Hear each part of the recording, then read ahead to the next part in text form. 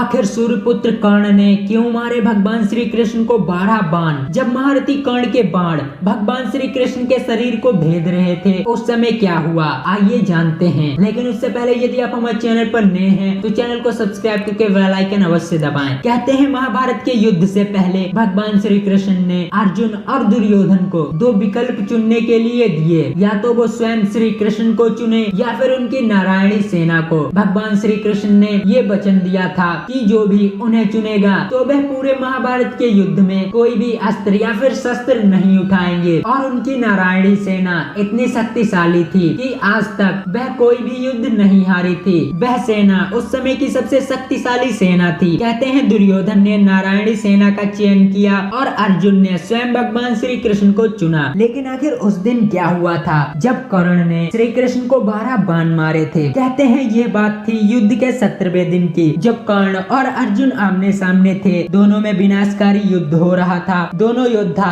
एक दूसरे पर शक्तिशाली दिव्यास्त्र चला रहे थे और महारथी कर्ण अर्जुन के सर्वश्रेष्ठ होने का घमंड चोर करना चाहते थे। वे अर्जुन को सिर्फ और सिर्फ हराना चाहते थे और अर्जुन कर्ण को हराना चाहते थे, क्योंकि दोनों में सर्वश्रेष्ठ होने के बीच काफी तनाव था, जिसके चलते युद्ध काफी प्रलंकारी होता चला गया। और आखिरकार महारथी कर्ण ने अपना महाशक्तिशाली अस्त्र अश्वसेन निकाला। इस अस्त्र को कर्ण ने अर्जुन के लिए कई वर्षों से बचा के रखा था। कहते हैं अश्वसेन पाताल लोक का एक नाग था जो अर्जुन का दुश्मन था, क्योंकि अर्जुन ने एक बार खांडव वन में उसके परिवार को जला दिया था, जिसके चलते अश्वसेन कई वर्षों से अर्जुन को मारने की तलाश में था। और आखिरकार वह समय आ गया। जैसे ही उन्होंने अपनी तरकस से वह बाण निकाला, वैसे ही उनके बाण पर अश्वसेन आकर बैठ गया, क्योंकि वह इसी मौके की तलाश में था। वह जानता था कि कर्ण के अतिरिक्त अर्जुन को कोई और नहीं मार सकता और वह बाण सूर्यपुत्र कर्ण ने